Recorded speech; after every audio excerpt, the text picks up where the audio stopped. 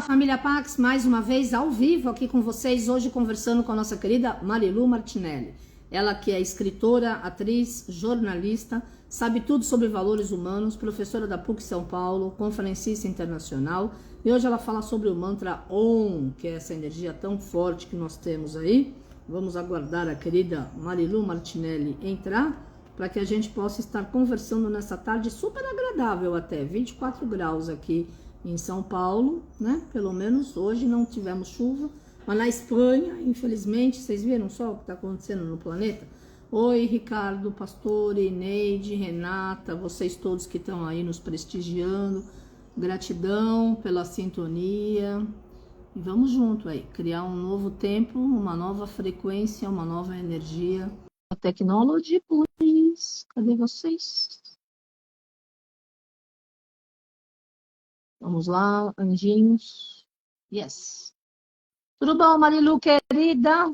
Tudo, meu amor. E você, como é que vai? Tudo jóia, bem-vinda. Estamos aí. Como sempre, né? É, Dispostas. sempre. Para trabalhar é com a gente mesmo, né? É. Então, meu amorzinho, hoje, obedecendo a sua intuição e a sua sugestão, vamos falar sobre mantras e, especificamente, sobre o mantra dos mantras, Sim. que é o Om. Eu Uhum. queria, Carmen, se você me permite, e os nossos amigos, fazer uma introdução antes de entrar exatamente no tema, que é o mantra Om, falar Uhum. um pouquinho sobre a filosofia do Vedanta, que é, dentre as filosofias da Índia, a filosofia dos comentários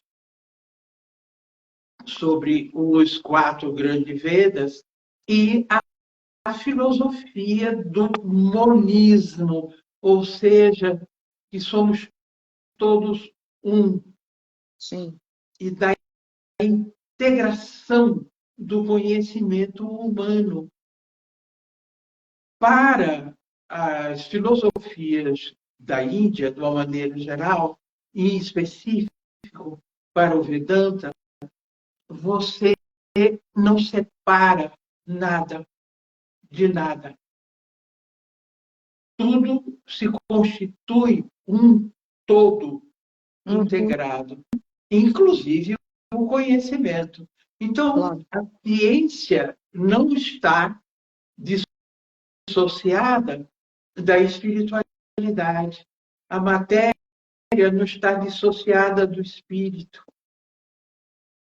Como não está absolutamente separada a filosofia das ciências exatas. Portanto, a gente pode compreender o que, para esse sistema filosófico que é predominante na Índia, o que vem a ser exatamente o Om. Uhum. Porque o que é que vem a ser o Om? Então, vamos lá. O que é que quer dizer mantra? Mantra vem de manas. Manas quer dizer mente. Tra quer dizer através de, por meio de. Então, mantra. Tra é, como eu disse, a preposição de movimento. Então, mantra são frequências sonoras que têm vibração e ressonância que conduzem a mente a determinado estado. O mantra dos mantras, de onde derivam todos os demais, porque são inúmeros, existem os mantras específicos para cura, Uhum. existe os mantras específicos para prosperidade, para abundância, para o encontro do parceiro amoroso ideal na vida, para ganhar dinheiro, o mantra para a autoestima, enfim, são números específicos. Mas a gente poderia dizer que todos eles se originam do mantra Om. Sim. Então, vamos ver. O Om é chamado, nas filosofias da Índia, o Pranava. O que quer dizer Pranava? O som primordial. Ora, o Om é a soma de 3 sons. A, U, M. Uhum. Ou A1. O A1 significa a criação, a manutenção e a destruição pela transformação. Tudo que passa por uma transformação é destruído para que outro renasça. Sim. O A1, quando você soma, você tem o som do Om. Então, eu posso até sugerir aos nossos amigos, caso queiram, experimentar essa frequência. Quem canta o Om como realmente precisa ser cantado, que é quando você inspira e você inicia como vou fazer para a gente, se vocês quiserem fazer junto, para sentir e comprovar no corpo e na mente o que eu estou dizendo, façam. Por quê? Porque quando você canta o Om corretamente, você vai notar que em você algo acontece. Até quando você olha, depois que abre os olhos, você vai ver que tudo parece mais claro. A sua mente parece mais lúcida, mais propícia a aprender. Então, como é que a gente canta esse mantra, que é a soma do A1, que é a energia criadora de Deus, a energia mantenedora da vida e a energia transformadora. Para o hinduísmo, seria Brahma, Vishnu e Shiva. Brahma, a energia criadora. Vishnu, a energia mantenedora da vida.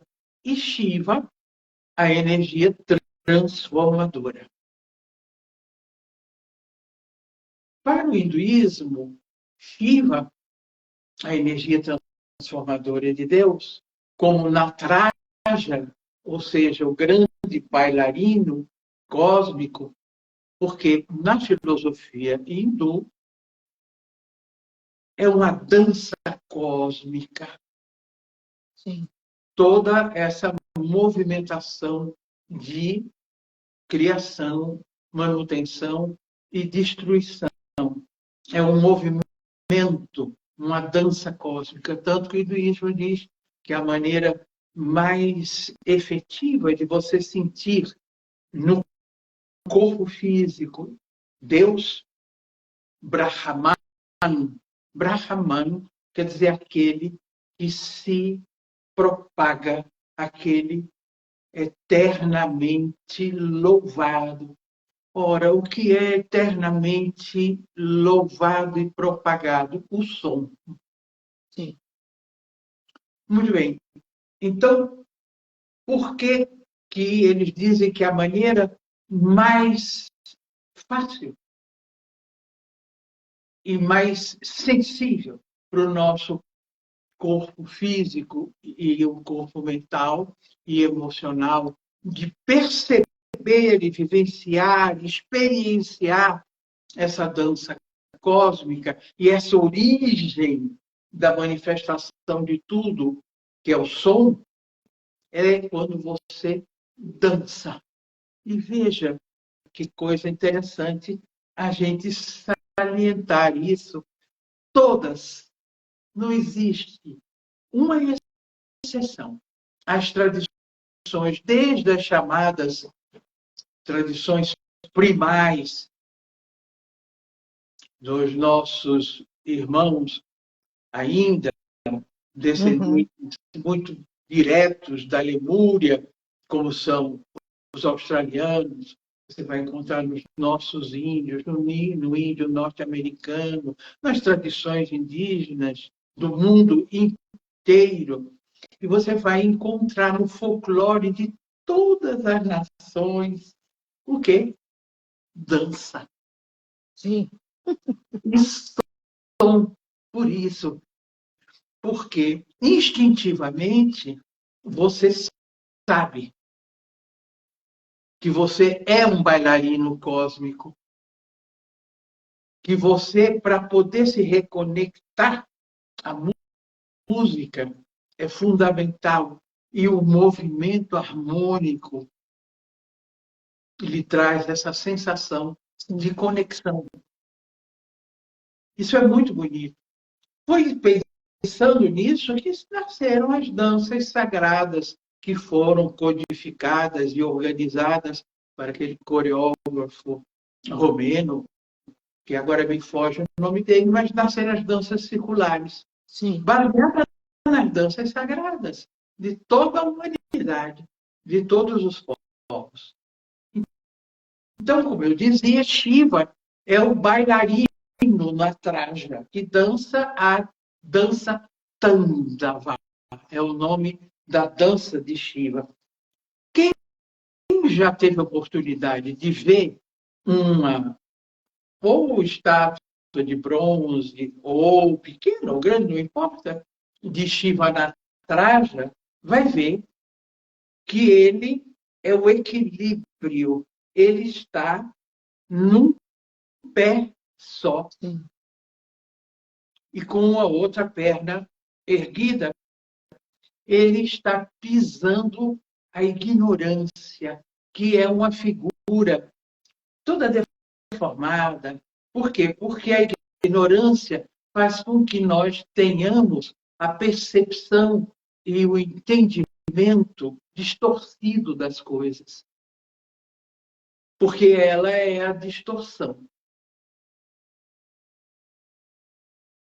Shiva tem nos seus braços, você veja que ele está envolto num aro, é um aro de fogo, que é o fogo primordial. Numa mão, ele tem uma chama, que é o fogo do conhecimento. É o fogo que arde dentro do chakra anahata, que é o fogo do divino, a centelha brilhante da nossa herança divina. Sim. Você vê que ele está nesse movimento de dança, na outra mão, com um tamborzinho. Esse tamborzinho parece uma ampulheta, que é um símbolo do tempo. Ele chama-se Damaru. Esse tamborzinho é o tambor que, quando Shiva toca, surge o som primordial, que se propaga constantemente, e é aquele constantemente louvado, porque por onde ele passa, onde sua ressonância é percebida, tudo é criado, é mantido e é transformado. É muito bonito isso, né? E é moderníssimo, porque o que diz a física quântica? A física quântica diz que, em princípio, para nós, nada existe Porque passa a existir apenas quando você entra em contato com. Por isso as pessoas dizem, eu não acredito nisso. Por quê? Porque dentro dela, ela não encontra ressonância. No cérebro não tem essa informação. Sim. Que é aquela história que eu contei para você e para os nossos amigos, do astronauta russo, quando lá o coronel americano diz, diante daquele computador maravilhoso, diz, ele tem todas as informações, ele diz, tem uma que ele não sabe. O coronel ficou até meio assim, mas ele disse, eu garanto que ele não sabe. Aí o coronel disse, o senhor pode perguntar. E ele perguntou o que é o amor. E não tinha registro mesmo. Pois é. Né? Assim, não só o nosso cérebro do computador, o cérebro eletrônico, mas o nosso cérebro. As coisas só existem quando você, de alguma maneira, entra em contato com ela. Quando você olha, ela passa a existir para você. Isso é física quântica. Eu estou dizendo da maneira mais simples possível. Mas é isso. As coisas só existem porque a gente entra em contato com elas, as percebe. E tudo é vibração e ressonância, absolutamente tudo. Na natureza, tudo é assim. Na convivência humana, é assim. Educação é ressonância. Você pode ter o melhor professor do mundo, se ele não entrar no seu coração, você não será educado, você será informado. É verdade. É diferente. Não é? O papel do mestre é exatamente permitir que você entre em ressonância com ele, com aquilo que ele está trazendo para você. Porque, na realidade, você sabe, ele apenas vai ser aquele vetor que vai despertar esse conhecimento que está ali adormecido. Por quê?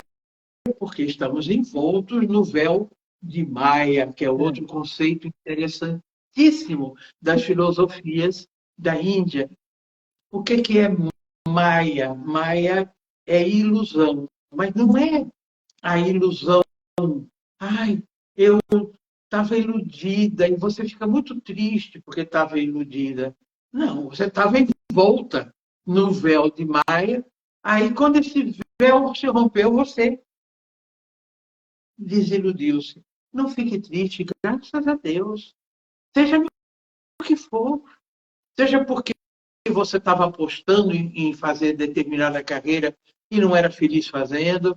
Aí você acordou e viu que não era o teu caminho. Seja num relacionamento amoroso, porque você estava envolto num véu de maio. A gente costuma ficar triste. Eu me desiludi muito. A gente devia dizer graças a Deus.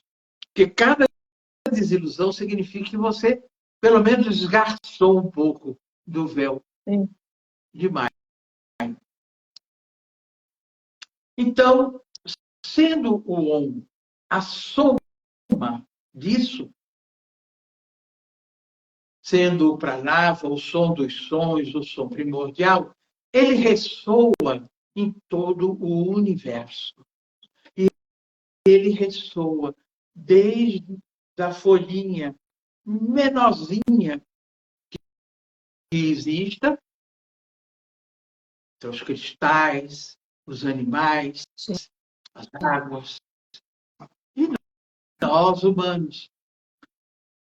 Essa ressonância do mantra Om em nós é que faz com que você tenha a sede de saber.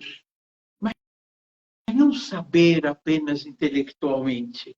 Você tenha a sede de sentir o gosto, de experimentar o conhecimento sobre você mesmo, porque nada é mais triste do que você morrer ignorante de si mesmo. Sim. Porque significa que você passou em branco, É verdade. você foi impermeável. É verdade. Então, quando a gente canta o Om ou Pranava, o que você está buscando? Uma reconexão com todos os seus níveis de consciência, com todos os seus níveis de manifestação, o nível físico, emocional, intelectual e cósmico. É isso que você está buscando, porque você unifica a criação, a manutenção e a transformação em movimento. O Vedanta diz, e até Rudolf Steiner, que é o criador era um discípulo de Helena Blavatsky e o criador da antroposofia, que ele aplicou na educação, na medicina, na arquitetura, em absolutamente tudo. Ele, como discípulo de Helena Blavatsky, ele também, e ela, estudiosa profunda das civilizações e das filosofias da Índia, dizia: tudo vem do som. O som cria as formas. Sim. E a luz as revela. Nós existimos aqui, eu vejo você, vejo as plantas, vejo a vida. Por quê? Porque a luz me permite ver. Se eu tenho uma deficiência visual, eu desenvolvo a capacidade de ver pelos meus dedos, de reconhecer de outras maneiras, mas eu vou buscar sempre, porque essa ressonância existe em mim e entra em ressonância com tudo o que é manifestado, vai me impulsionar e vai me direcionar a enxergar além dos meus olhos. Claro. Como é importante a gente saber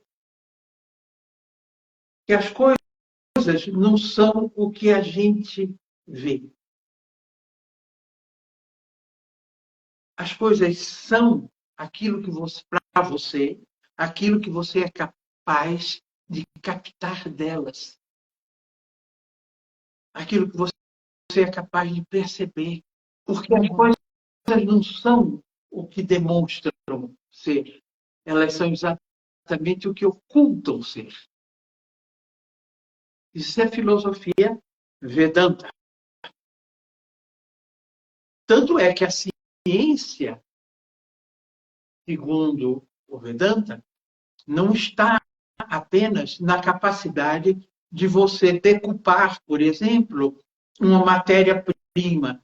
Ou você pega uma folha de boldo, por exemplo, e descobrir que ela tem princípios ativos que vão te ajudar na digestão, no fígado e tudo mais. É também. Mas é você descobrir o que é que ela não mostra. O que é que ela oculta?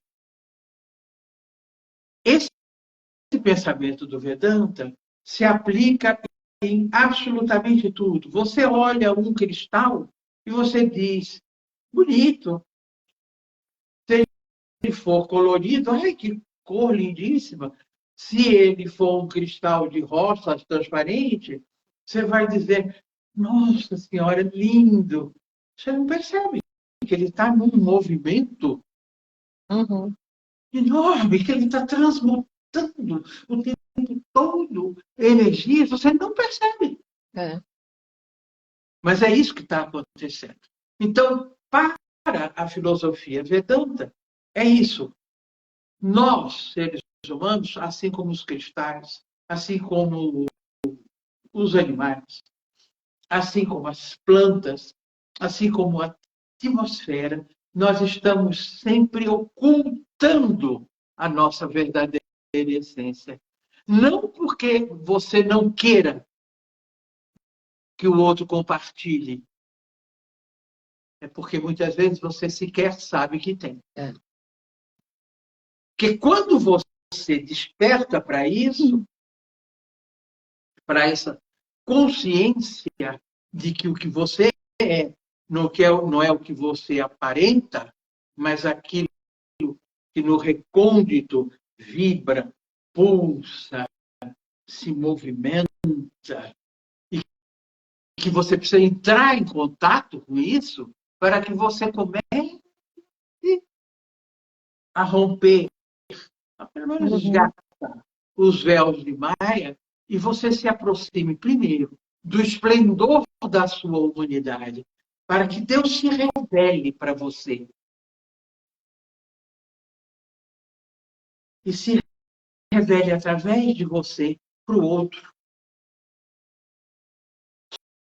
Só existe comunhão, no sentido lato da palavra, uma união comum, um comungar, um saudar coletivo, uma experiência coletiva de verdade, quando você rompe, nem que seja um pedacinho do véu de Maia. Qual é a função do Om? Fazer isso. Sim. Então, você vai dizer assim, então o Om é só do hinduísmo? Não.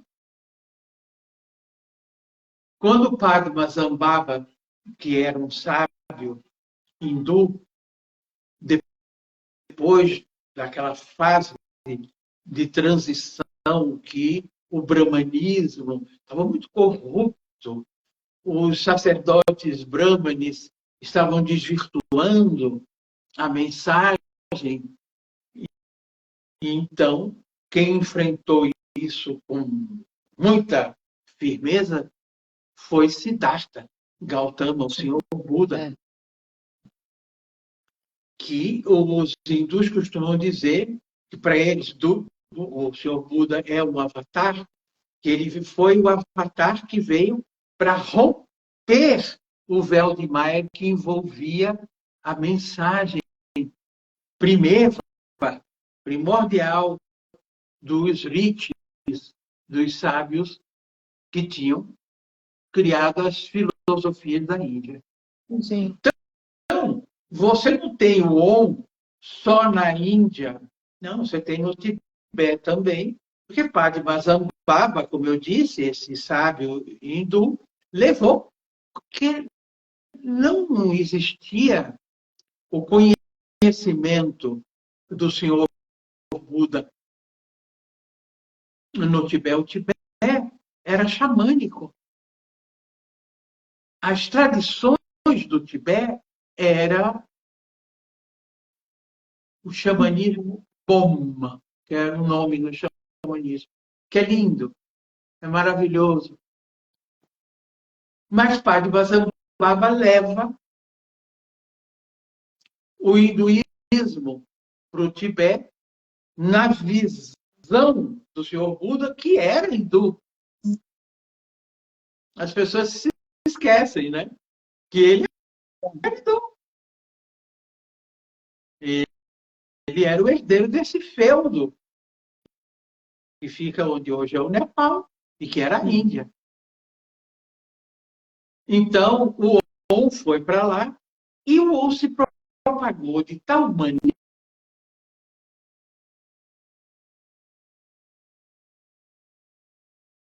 dor do autoconhecimento, todas as seitas iniciáticas, todos os institutos que visam o desenvolvimento humano adotaram o Om.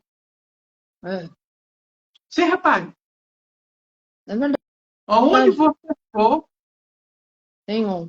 onde existe essa ideia de que somos todos um, de que o conhecimento reside no recôndito de cada um de nós, e que ele precisa ser despertado, e que propõe a grande ciranda da comunhão humana, todo mundo canta o Om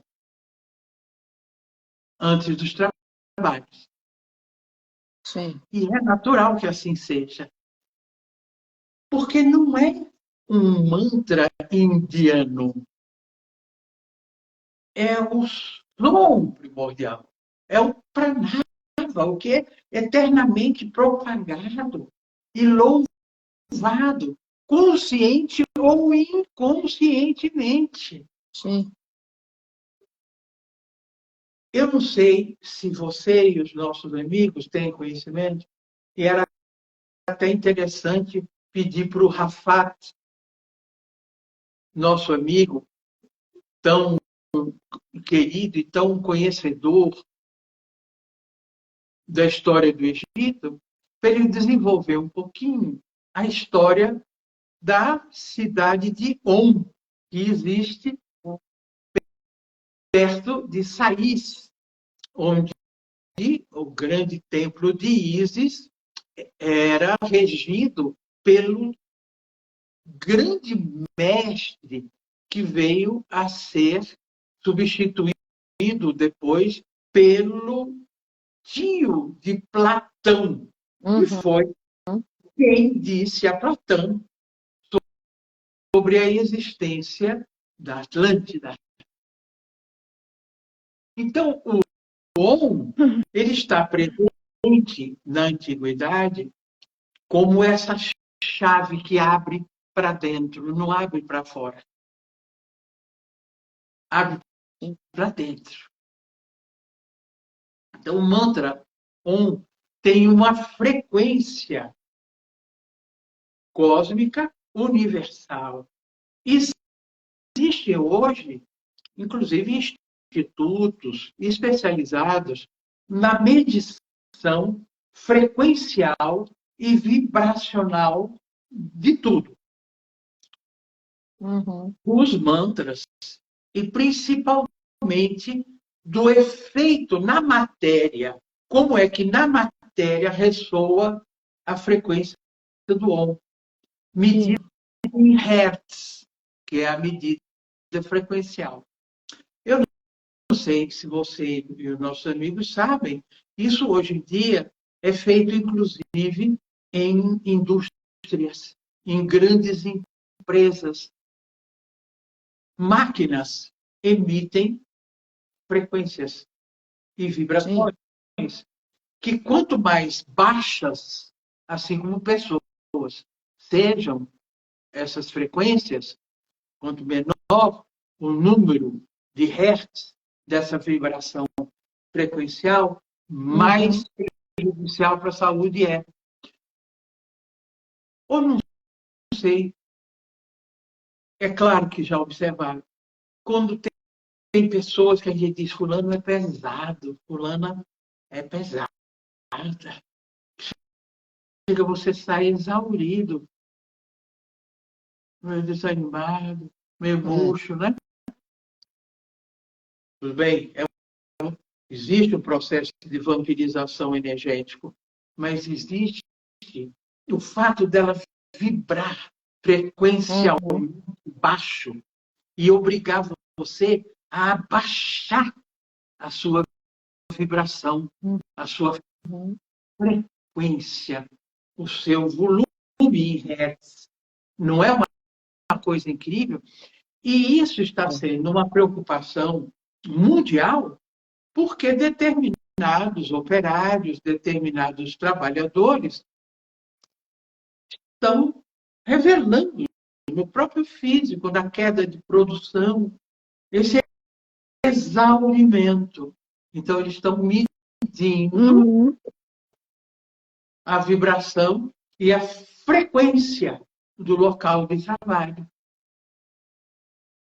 Você veja que é uma forma já de unificação do conhecimento, que é a proposta das filosofias do hinduísmo. O Om é a origem de tudo isso. É dele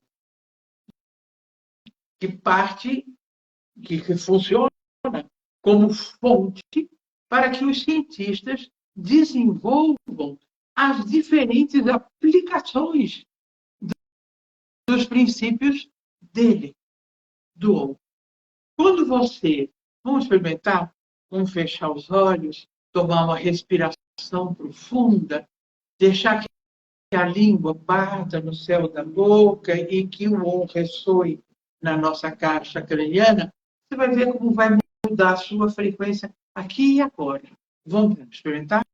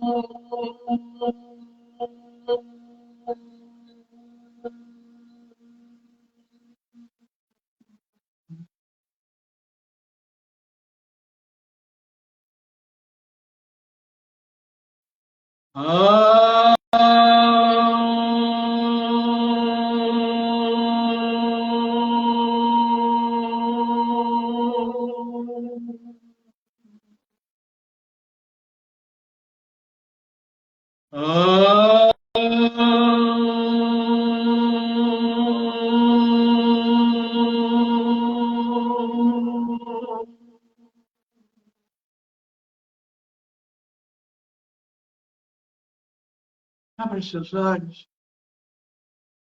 e perceba, não parece que ficou tudo mais claro. Parece que ligou uma chavinha, que você ficou mais inteiro, mais presente. Cantar o Om direito. Quando você inspira, é a Om na caixa craniana. E ele morre no M dos seus lábios.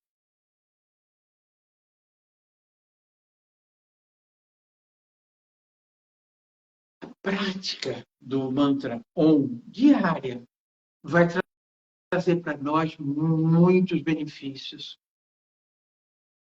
Mais lucidez, mais equilíbrio. Sim. Nós vamos, em tempos tão acelerados, adquirir conexão com a calma. Entendeu? Vai tudo deixando com que você, por ter mais lucidez e mais calma, você tem condição de uma percepção do todo que envolve qualquer problema nosso, por menor que seja, ou por maior que seja. Então, o mantra Om, ele tem a capacidade de te transformar em um ser mais criativo, com mais condições de se manter saudável, lúcido, disposto, aceitando com discernimento os convites da vida e te dando a coragem de, quando vir o chamado interior profundo para que algo se transforme, para que você abra mão, para que você aceite os ciclos que se cumprem, as coisas que se vão e as coisas que chegam. Você continue se ampliando, se propagando da mesma maneira que o mantra Om se propaga pelo universo afora e se propaga na manifestação da vida no nosso planeta e nos demais. Sim. Não quer dizer que é apenas no nosso sistema solar. Não. Nos inúmeros sistemas. Nós estamos vivendo o limiar de revelações, eu diria, de desvelamentos, de coisas que por muitos ficaram envoltas num manto de misticismo, não da mística, que é outra coisa. A mística é fundamental. Uma ética sem mística é uma etiqueta, porque Sim. é uma ética que não envolve o seu ser profundo. É uma Claro. ética de conveniência, né? Mas foi envolto como uma onda de misticismo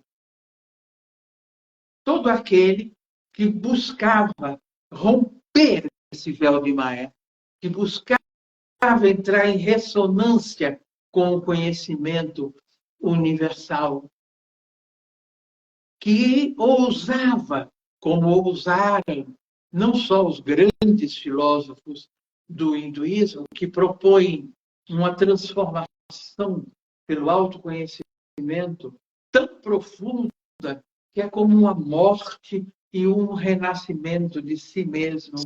É quando Sim. você percebe e vive e experimenta a transitoriedade das coisas sem dor. É quando você aprende a abrir mão para que saiam coisas e entrem outras. Claro. Claro. Ó, É a gente claro, tem uma pergunta. claro. A Lúcia está fazendo uma pergunta. Lúcia Lombardi. É possível fazer o mantra apenas 2 ou 3 vezes em meio do dia corrido de trabalho e já tem um efeito? Ou precisa um tempo determinado na prática para ter o efeito? Não, não precisa. Você, por exemplo, o mantra Om, você pode dizer 3 vezes. Por quê? O mundo físico, o mundo astral e o mundo causal, e você está encarnada na tridimensionalidade. Então, Sim. você ancora o universo no seu aqui e agora. Você acordou, você faz 3 vezes. Durante o dia, se você quiser, você vai fazer Claro. uma ou 3 vezes. Por quê? Porque o um é o uno. Então, você tem o contato com a unidade. Os Sim. 3, você traz essa unidade para o teu lugar de trabalho, para a tua casa, para a tua vida. Entendeu? Uhum. Ou você canta uma vez o mantra, ou 3, ou 11 vezes. Você está cantando números para numerologia pitagórica, que, na verdade, ele desenvolveu na Grécia e para o Ocidente inteirinho um conhecimento que já existia na Índia há muito tempo e do qual ele bebeu como peregrino que foi pela Índia afora. E como os sumérios já desenvolviam não essa ideia do número como vibração, que era uma ideia do hinduísmo. Tanto é que os rishis, rishi quer dizer sábio, hindus, descobriram o zero, que aí transformou infinitamente todo um sistema matemático. Sistema matemático esse que já existia. Existe a etnomatemática, que é a matemática das diferentes etnias, que chegam ao mesmo resultado.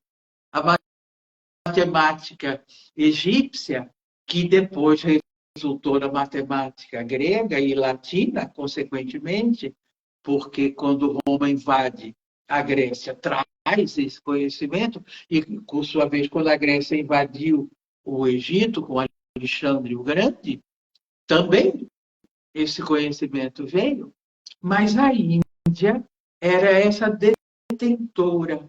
Os sumérios tinham um sistema de gravetos que eles faziam do 1 ao 9. Sim. Quando os rishis da Índia descobriram o zero, olha, o que é o zero?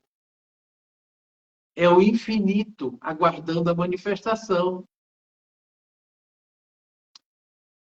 Quando eles, em meditação profunda, descobriram o zero, mudou a história do mundo. E por que os números se chamam indo-arábicos? Porque foi na Índia que se descobriu o zero e que se descobriu que eram vibrações.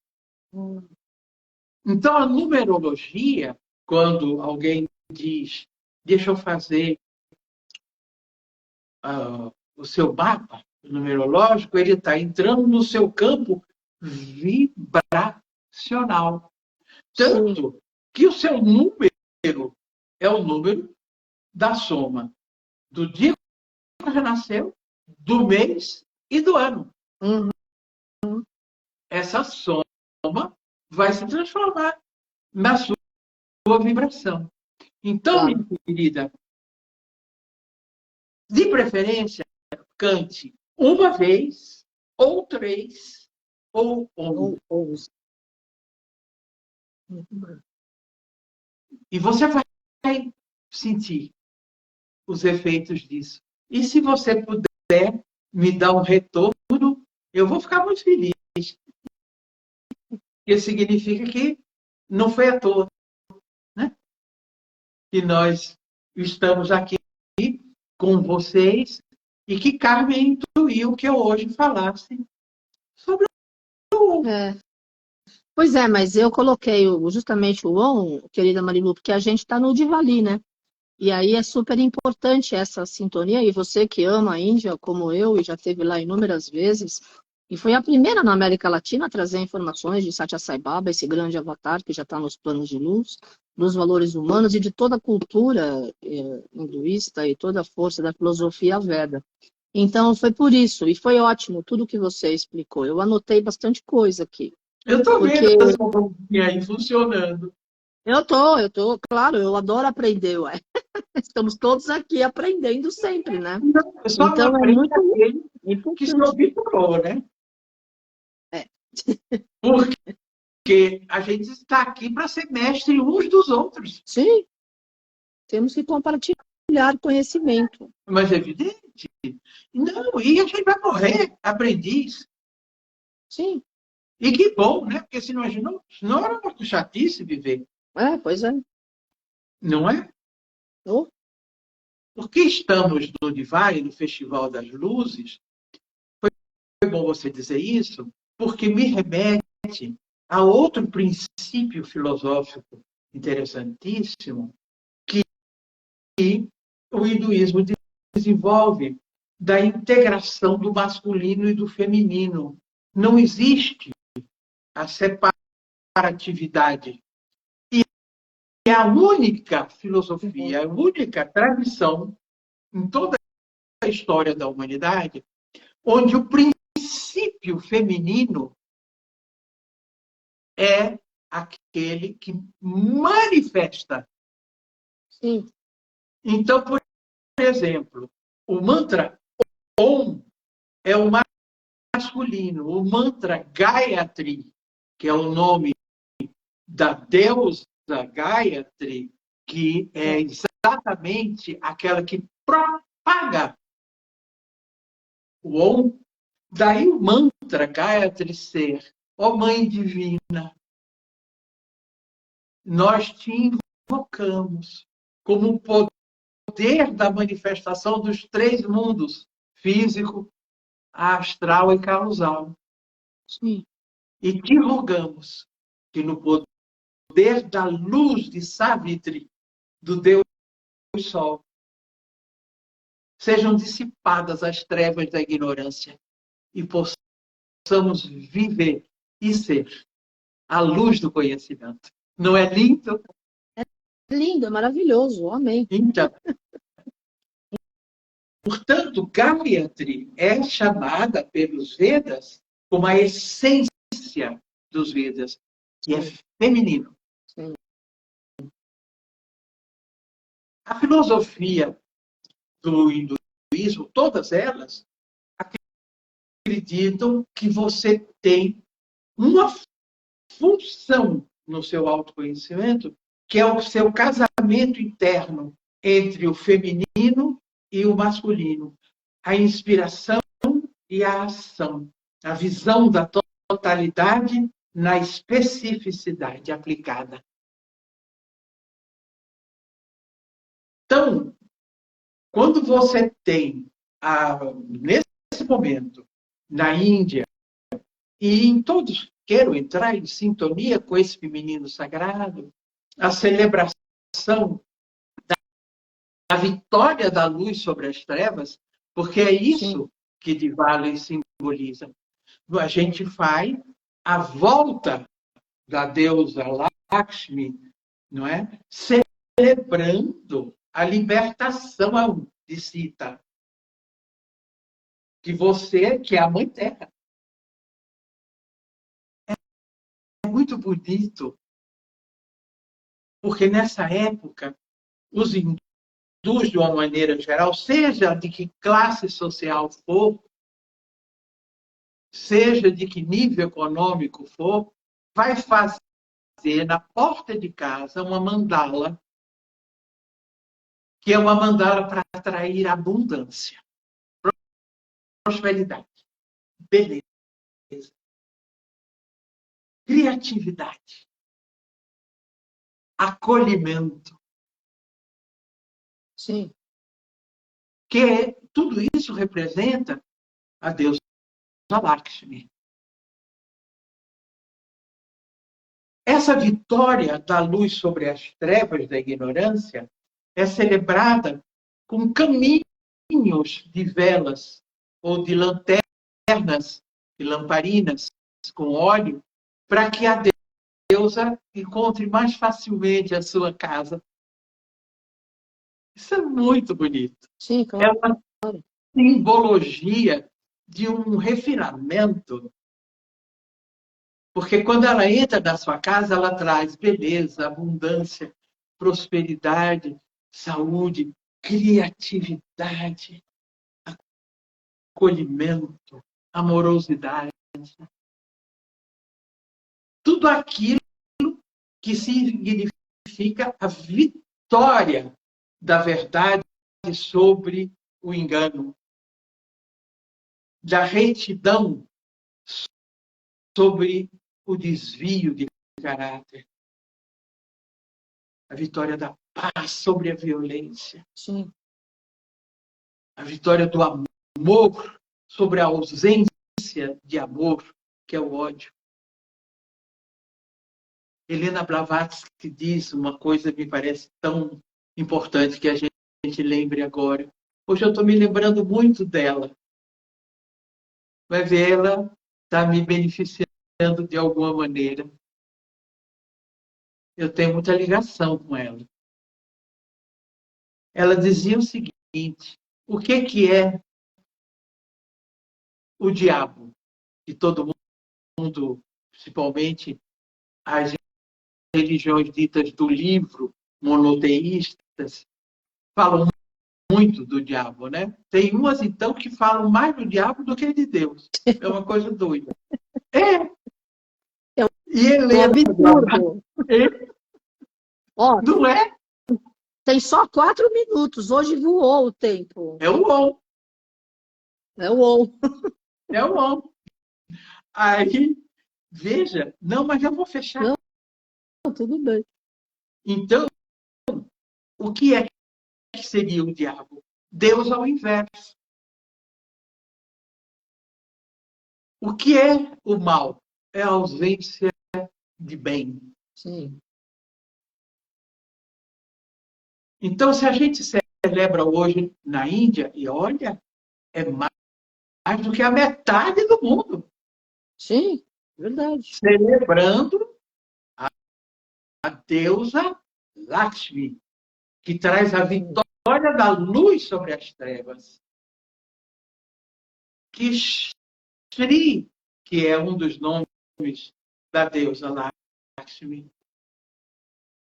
Que Shri Lakshmi, que todas as deusas portadoras que são do feminino sagrado, do despertar em homens e mulheres, do amor universal, da fraternidade, da irmandade, que essa luz que ela está derramando, e quantas vezes o mantra Om está sendo entoado por mais de 1 bilhão de pessoas. Se você contar, então, com os seguidores do yoga, com os seguidores de mestres do hinduísmo, com os seguidores dos mestres da fraternidade branca, quanta gente está cantando Om agora? Pois é, exatamente. Então, estamos tendo nesse momento, né, Carmen querida, meus amigos, a oportunidade de entrar em sintonia com os mestres, os avatares, numa onda avassaladora de amor, que vai promover a vitória da verdade, a retidão do caráter, o amor universal. Que a paz reine nos nossos corações, para que nós possamos ser agentes de transformação de violência em paz. E que a não violência seja a nossa marca, enquanto humanidade, no seio da Mãe Terra. Que ela nos perdoe a nossa grosseria, a nossa falta de ternura e de respeito. Que Mãe Lakshmi, nesse momento, represente a vitória do que o humano tem de mais bonito. E que isso se espalhe, banhe todos os seres da criação, e que a ressonância do Om em nossos corações, e de todos os seres vivos, animados e inanimados, seja um marco nesse vale de transformações fundamentais, não apenas na mente, mas no coração humano. Amém. Que assim seja. Amém. Gratidão, Marilu, querida. Beijo no seu coração. Feliz Diwali, Festival das Luzes. Gratidão, namastê, família Pax.